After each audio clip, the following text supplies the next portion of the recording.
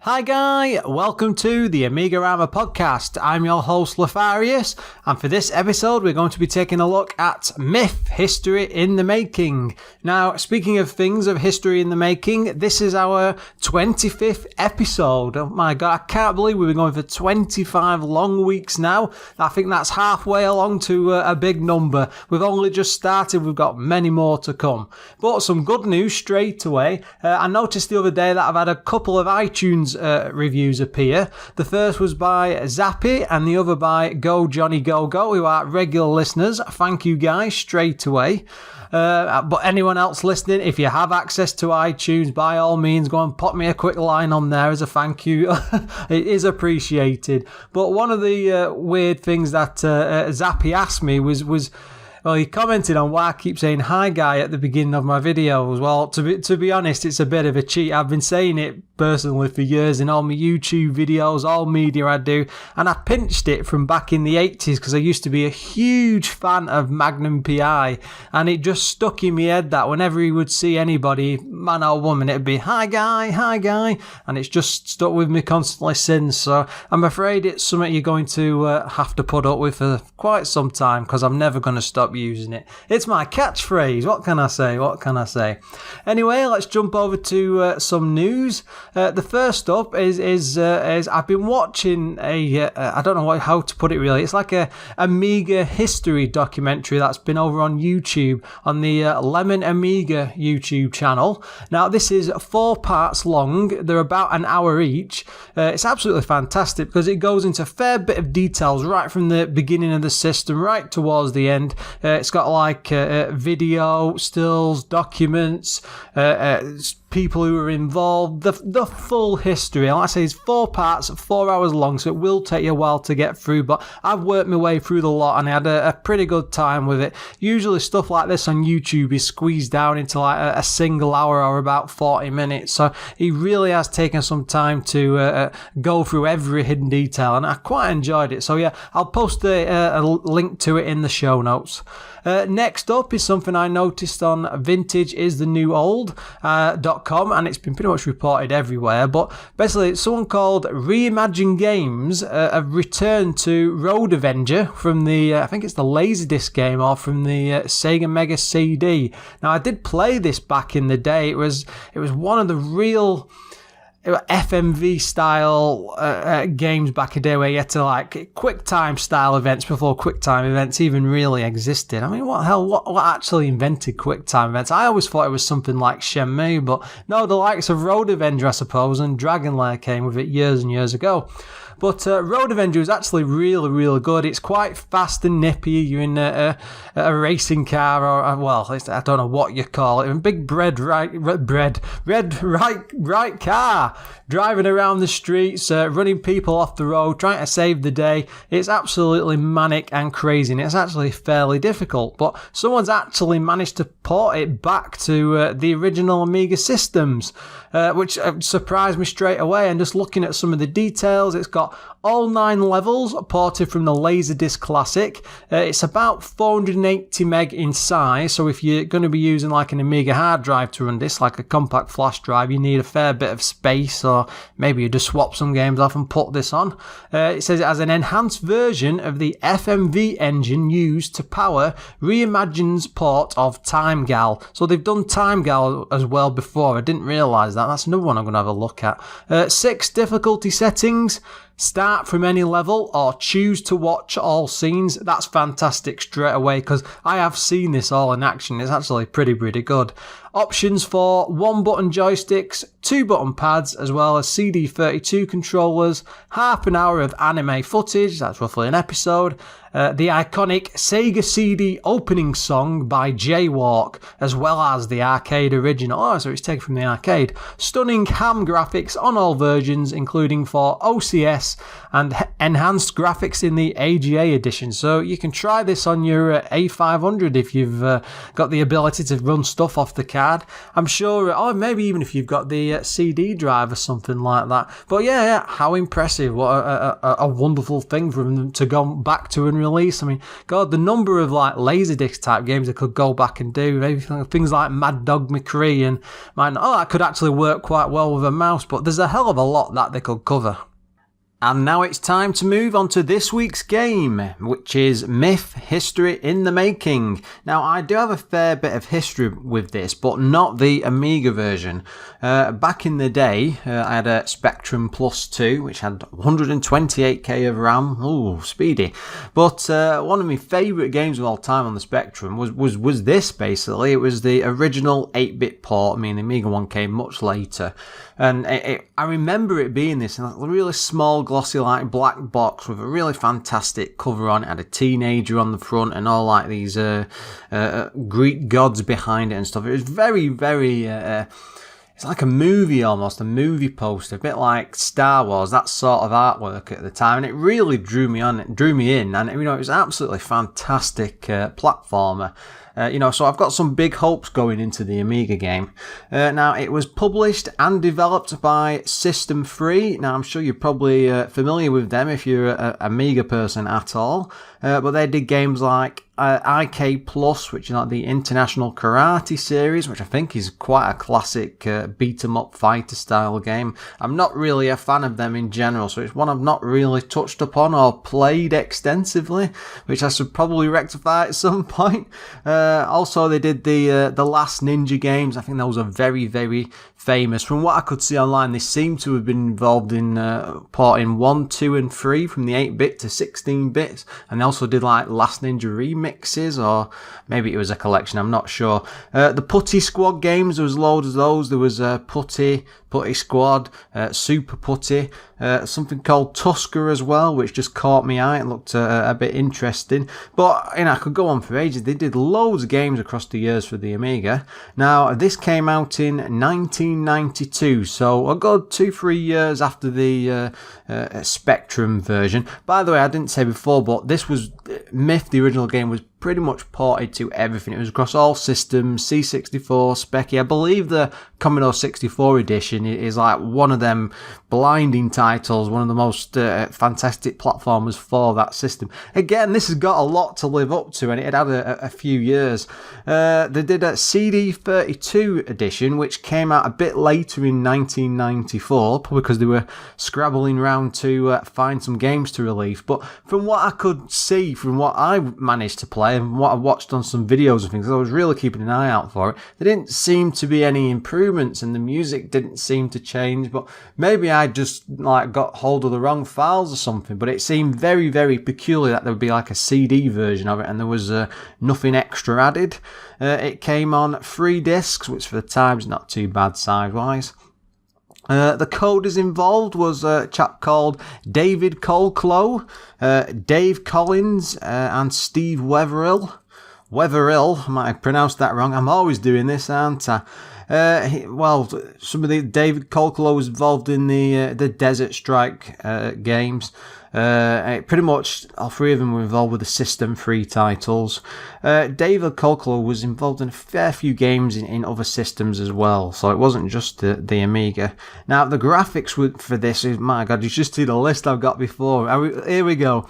Alan Honeysett, Bob Stevenson, Paul Doherty, Phil Thornton, and Robin Levi. I mean, they really went hell for leather with the artwork. I'll explain that in a bit, it'll make sense. But they were, between them all, they were pretty much heavily involved in all the System 3 titles. Some of the standout games I could see from some of them did in other publishers were like Apocalypse, which is like a choplifter style game. Basically, it is the same thing, but it's completely upgraded for the Amiga with fantastic backgrounds and different moving helicopter and things. It's quite a good game. I might actually cover it at some point. Cloud Kingdoms and Supremacy, which is like a space trading it's a very in-depth title. I've heard very, very good things about that, but I've never actually played it. But I think it's one I'm going to have to return to at some point. The music was done by Richard Joseph, who sadly, I didn't realise this until I was reading it, but he basically passed away in 2007.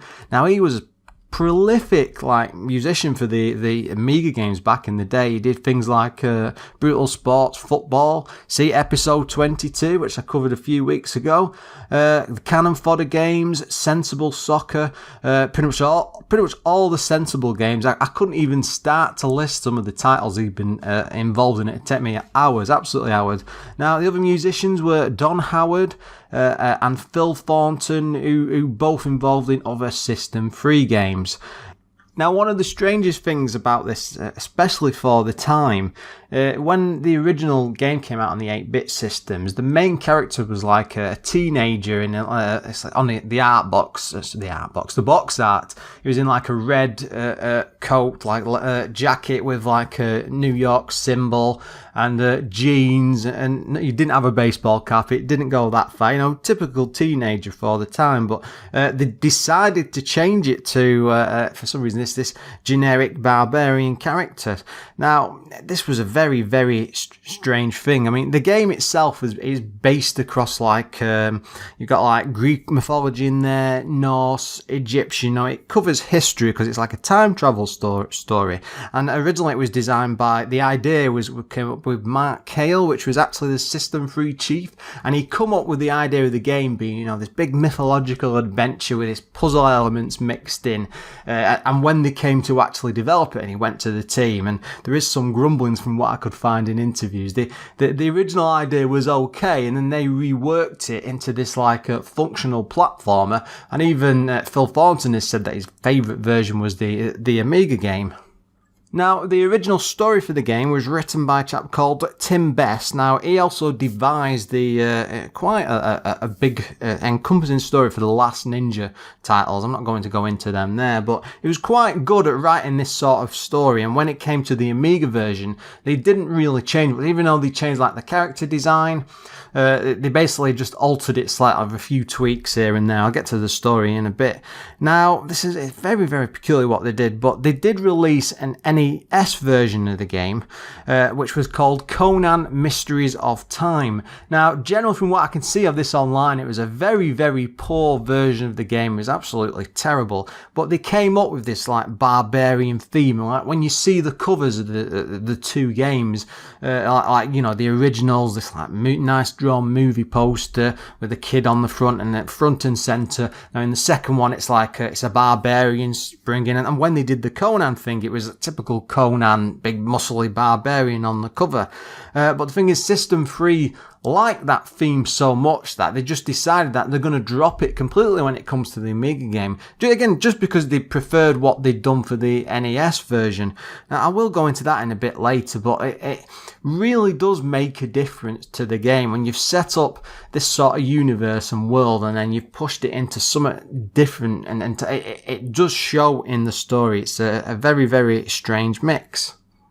Sadly, the sales for this were a bit poor. It didn't exactly do fantastically, despite getting some mixed reviews here and there, and quite some high ones. But they did plan originally to do a sequel, which they called Myth Dawn of Steel. Now, this is actually announced right at the end of the game in the credits and stuff, and you think, oh, well, fantastic, they're going to return to it later. But again, because of the poor sales, they just thought, what's the point? Let's not bother. And they couldn't even recover that for the CD32 edition later on. It must have been a very, very dodgy time for them indeed. Now, as I was doing my usual and looking through quotes and interviews and things, I did read a section in the Commodore Amiga Visual Compendium by Bitmap Books, which I will say is a fantastic, fantastic book to have. Nice, gorgeous, full-colour artwork and stuff, and loads of quotes from different developers and publishers along the way. And this one did make me laugh, but Phil Thornton actually said to the author, here we go, while developing Putty, I was press-ganged into the Myth development team to help sort out various bits and pieces. I worked with the late great Richard Joseph on the sound effects, and I remember us getting System 3's Australian receptionist to do the voice of the siren beckoning the hero. She got bored after a few takes and decided to spice things up. The results were extremely pornographic. I'm pretty sure the programmers still have that version in their private collections. It's actually funny it's not in the game. In '89, the Spectrum version of this was pretty much voted as one of the system's best ever games released, and that was in your Sinclair. So coming to this as an Amiga title several years later, especially with like 2 years of development, you think that they're gonna do something special with this. They've got a lot to live up to. They do seem to strip the story down a bit for the game compared to the 8-bit edition, because like the C64 one had a fair few cutscenes inserted in between and a proper decent ending, but the Amiga version just seems to rely on text on screen, and it only seems to be like single text at a time. But the story that I could find for this one is based in the year 63 AD. And Callaghan, a mystical warrior, uses the powers of Stonehenge to travel in time and combat evil throughout the ages. His aim, to defeat Dameron and return to Stonehenge. And that's pretty much it, and there's not really much going on as you travel from level to level. You know, you just go through the different puzzles and stuff, and there's no sort of interaction. There's no proper cutscenes or anything like that, so straight away there's something a bit odd going there. Now, in the original game, you've got this teenager, it's 20th century, say jeans and jacket and all the rest of it, basically falls through a tear in the space-time continuum, and is transported to the time of legends. And that game does actually make sense, because as you're going through the different eras and solving puzzles and stuff, it just works well with a modern character and somebody from modern day dealing with them sort of issues. And it loses a lot by not having that element in just this like generic barbarian character, and I never really understood why they thought that was better. Now, this is your typical 2D platformer, lots of combat and puzzles dotted throughout, and basically you've got like a mini boss, and then it's pretty much the same setup throughout. You collect items, each item lets you defeat a boss and lets you move on. Now, one of the great things about this, when you first start the game up, the intro titles, when they come on, it's like they're in flame in the background, and it looks like a movie, a bit like Conan the Barbarian in a way. That's probably where they got all the ideas from. But it does absolutely look fantastic, and they have this really impressive opening music, and it sounds like there's a choir coming in. Now bear in mind, this is the Amiga, so it's not really like a perfect voice sample. It's like they've tweaked a bit of a noise, and it sounds like somebody singing, but it goes deeper and goes lower and up and down, and it's very much like a bit of choir music. It works fantastically well, and when I first saw that opening, I just sat there and thought, this is going to be an amazing game, I can't wait. But then you get into the game thinking, oh, this is going to carry on, and there'll be all these dark themes playing throughout, and there's no music. It literally just stops. There's nothing. The entire game just has like this awesome opening music and a bit towards the end, and then there's just next to nothing throughout, and then it's all just like sound effects. Now, the sound effects, I quite enjoyed them. I thought they were fine. It makes a noise when you jump in the air and then land, and it's like boots crashing on the floor. When enemies are firing at you, when you use the weapon, there's like a very satisfying slash or a clunk depending on which one it is. But you need a bit more for a game like this, and it's a bit depressing that they've done all this, and then with the music already, and they can't just maybe would have just taken another disc and they were short of memory. I don't know, but it just straight away it just stood out to me. Now, the controls for this being a platformer, it uses up for jump. Some people like that, some people don't. Now, playing this on a joystick, I can imagine this is quite annoying. I mean, I was using emulator mainly, because even on my actual Amiga I've got like a PS2 pad, which is with an adapter plugged in the back, so it works quite well with an analog stick. It's not too annoying. But if you're using a joystick to flick up to that to do the jump, I can see it, because the joystick's always flipping and flopping everywhere. It's only programmed with one button, which is it's always been an annoyance with mine with some of these Amiga games, because it's down to lazy programming. But basically you press fire to use a selected item. You can walk, if it's a weapon, you walk up, you can slash either a sword or an axe. and then you have to use keys on the keyboard to flick back and forth through the items, but then rather than press fire to use them, you have to hit space to select it. Now, I did get caught a few times with that, because when you're in the middle of combat and stuff and you want to flip between things, it can be a bit confusing, because you think, oh, I've got to reach over and tap this or bang this. I mean, I'm actually sitting right over the keyboard in this play, and even I found it a bit clunky to do. Now, with the weapons, you've got typical stuff. You've got like a sword, an axe. There's a shield mixed in there that's for defeating one of the bosses. Typical measures, really, but each weapon that you get has like certain movements which are mapped to the joystick. Basically, if you hold fire in a direction, it'll slash forward, slash back, or it'll like slash. Like if it's the sword, he'll slash it up and back over his head, and the axe is a bit different. It's that sound. I'm not making that sound very well. It's trying to be quite complicated in what it's doing, but it doesn't really achieve that final level. So it's a very, very weird mix. There's also things like fireballs. Now, the fireballs in this are, that's probably the only long range weapon there is. It's limited. You can use it, but you can overuse it. I tended to use it all for the boss fights. To start with, you get 3 lives. You can use continues. There's not, I don't know what you call it. It's not an energy bar per se, but you get like 3 round circles, and when you take a hit, they change colour. And you take a couple of hits, it drops down to the next one. All 3 go out, you die. Now, I believe you can up the amount of these. You can get at least 4 when you meet the siren later on. It basically involves she's beckoning to you and calling you over, and then she'll tell you to stop. And if you can go through the rigmarole, it does take a couple of minutes actually. It's actually quite annoying, but if you can get close enough and then just touch her, she basically gives you a power up for your energy bar. Now, I didn't find any others. I'm sure there's probably more of them dotted around, because there seems to be space for about 5 or 6 on the bar. Now, throughout the game, there's loads and loads of different enemies. They're all pretty much based around the area that you're in. When you start the game, you're in like hell and Hades and stuff. So there's things like demons and skeletons. When you get onto like Egypt much later on, there's like mummies, wraiths and things. Like when you're going through the Greek places, they look like Trojans to me. You've got this constant stream of these soldiers running around with like the very Trojan-like helmet on, and it gave me the impression that you were fighting them. But if you look at the other versions on the 8-bit games, they just seem to be standard Greek soldiers, because I'm not entirely sure what's going on there, and it doesn't really explain to you what's actually involved. Now, each of the stages comes with a mythical boss, so it's basically like a Hydra, Medusa, with like all the snake hair and stuff, and in order to defeat each of them, you get like a mini boss, because you have to basically find an item to go up against them. Like the Medusa one, which you find in the earlier part of the level, is actually quite clever.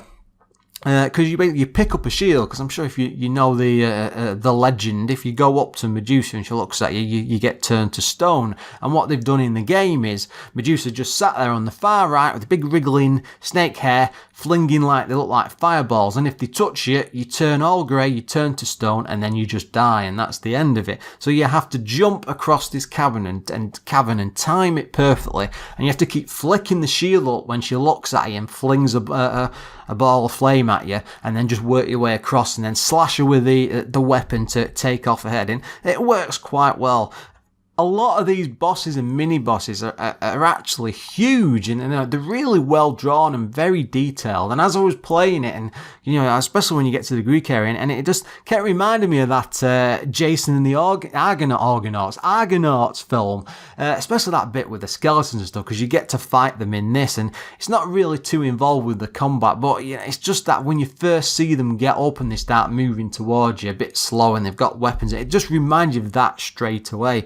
But the great thing about it, like all these monsters that you go up against, some of them are absolutely huge and fill up a massive chunk of the screen, and the graphics are just seem to be believed. Even on the first level, as you come to like a pit of flames, you have to sling this skeleton skull in there to bring it, to summon it effectively. And as it rises out of the flame, it fills pretty much like the big half of the right-hand screen, and it's holding out in its hand this demon which starts flying around with like it's like a pitchfork talk, and you have to battle it then, and it chases you around the level for a bit, and once you defeat it, you get its weapon, and so you can go on and take a mythical beast. But the thing is, you get some absolutely stunning visuals in this. This is a very, very impressive game, I thought, and it's not surprising that they had so many artists and people doing the graphics, because it really is top notch.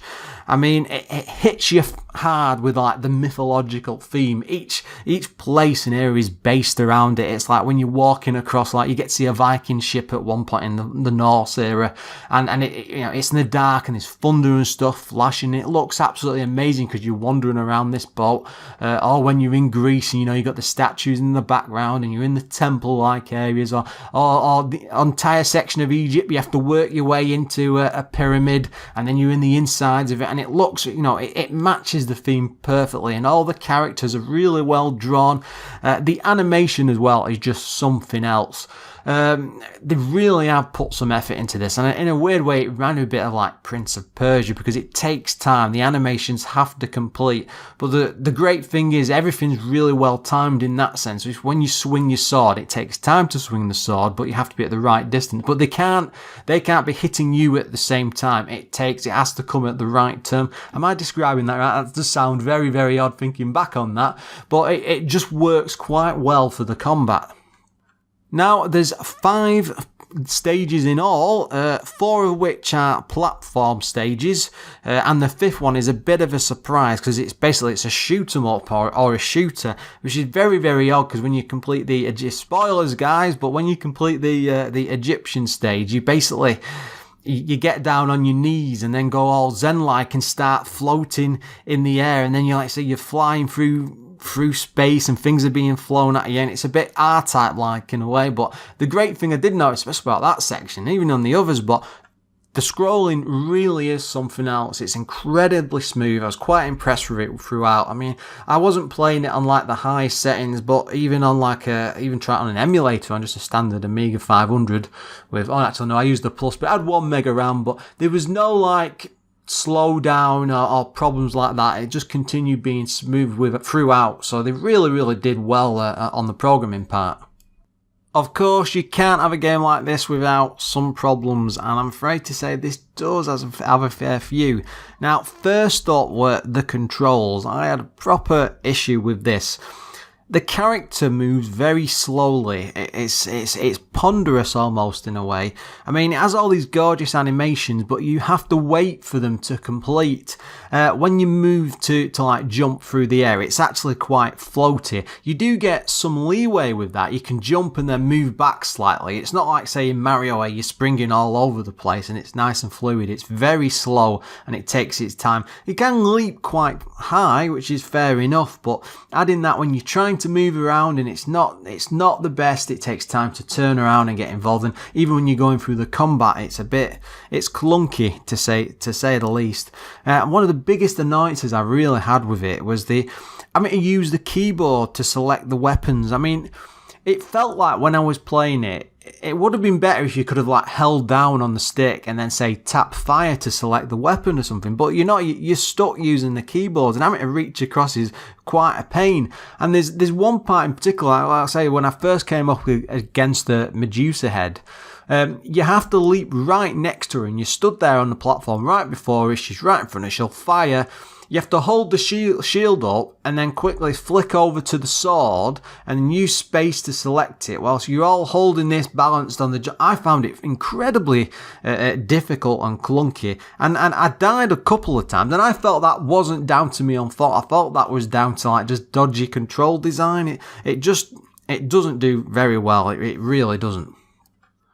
In the Spectrum version, now this just isn't a straight port, they really have redesigned things like the levels and stuff, and in the Spectrum the levels are absolutely massive. There's lots to explore and lots to see. In the Amiga one, the levels are like the same theme in everything, like hell looks like hell, Greece looks like Greece, and which is fine and all, but they've shortened it, so each level, it'll be split into 2 sections, so it's 1-1, 1-2, and so on going through. So you do something in the first part, to get a weapon or an item, you move on to the second bit, which works fine, but there's not much to it. I mean, in the Spectrum version, you'd be like running around to different sections, wandering up and down these huge maps. And I was even looking at a Spectrum map because I thought, well, maybe it's just my memory after all these years, because I would dedicate so much time to playing it, but it's not. There really is nothing to this. I mean, on the first level of the Amiga is a perfect example. You can either go up or you can go down.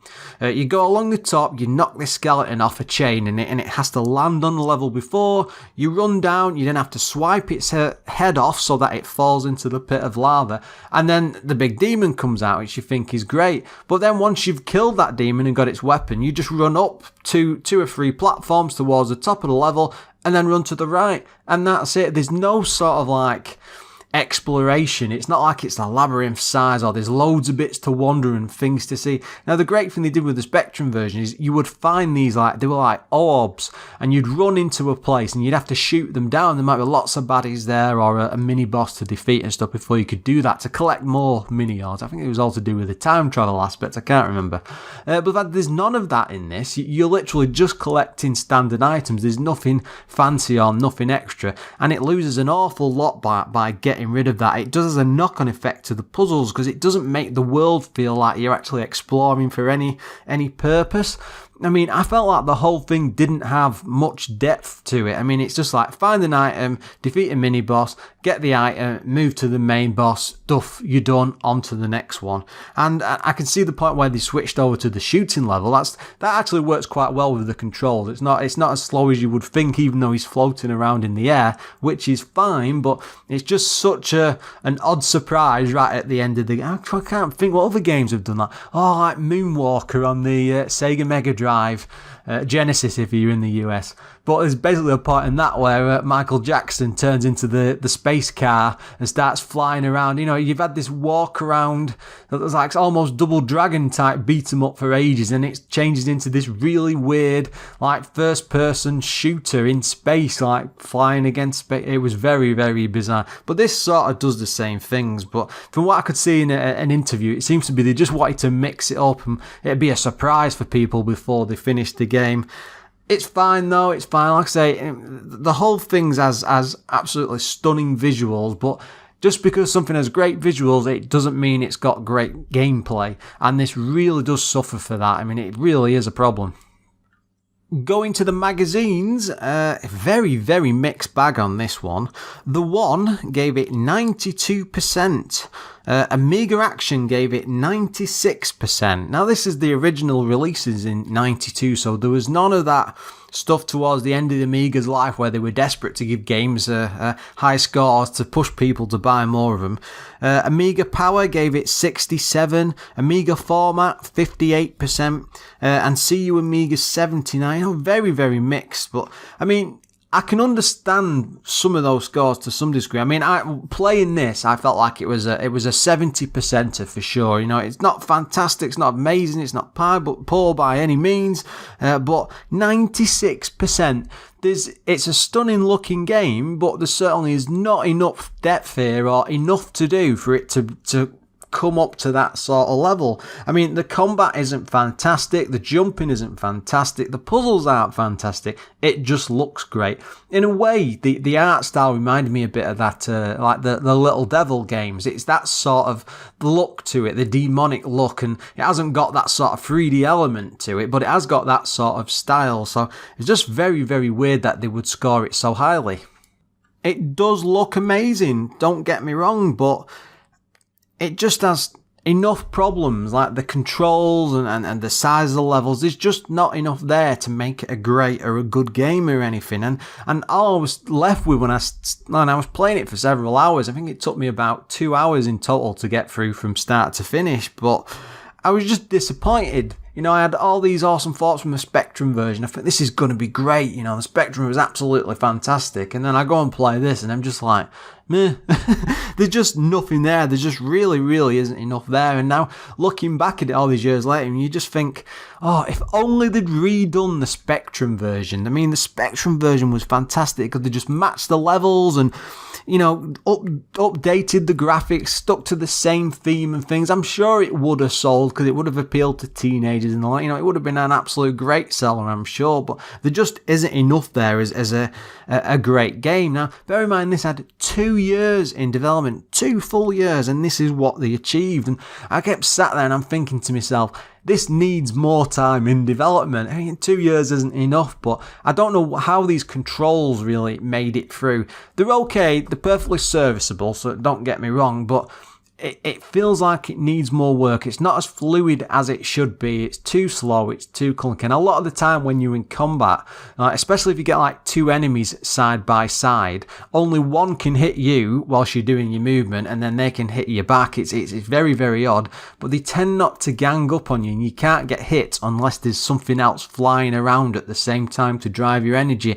It doesn't really work, and I think it needed another Passover just to get it up to something better. I mean, there's plenty of other games of a similar style I'm sure that they could have really done something with. Now, I mean, like I say, it was not a bad game. I had a fair bit of enjoyment out of it. I mean, it really was good to pass a lot of time with. But, you know, there's just nothing special. I mean, I played it through mainly because I could do it. But because it did draw me on in the intro, because I wanted to see what each section was like and explore it properly and so on. But it was so small and there was just not much to it. And I will admit, I did check online for a couple of solutions, but with a bit more thought and time, and I've more than likely been able to work them out myself. Now, there's no sort of direction during the game, there's no talk or voices, so you're entirely dependent on what you meet. But whereas in the previous game, you'd have to think about stuff and work things out. In this one, it's pretty much, you collect an item, you know that what that item's going to be based towards. It's not like there's any red herrings or anything to explore. So, yeah, I was just very disappointed with it. I mean, I'm going to be going back to the Spectrum version because I've effectively taught myself round into giving that another playthrough. I could never complete it back in the day. It was absolutely, it was really felt impossible at the time, but it really was a good game. I would highly recommend someone go back and just play that and put some time into it, because there's a lot there, and there's no surprise to me that why it's one of the best Spectrum games. With that, I think we shall leave it there. As always, thanks for listening. If you want to make any comments or send me an email, you can do so on Lorfarius@AMIGArama.com. I'd actually be really interested to see what you thought of the other editions, because I've only played like 2 or 3 of them, but there were so many ones. There was just loads looking at the list. I think there was like 7 or 8 versions, unless I'm wrong there. But I'm sure some of you got more in-depth experiences with this, or maybe you disagree with me. Maybe you thought the Amiga game was one of the best things since sliced bread. I don't know. You let me know. Come and comment. Until next time, guys.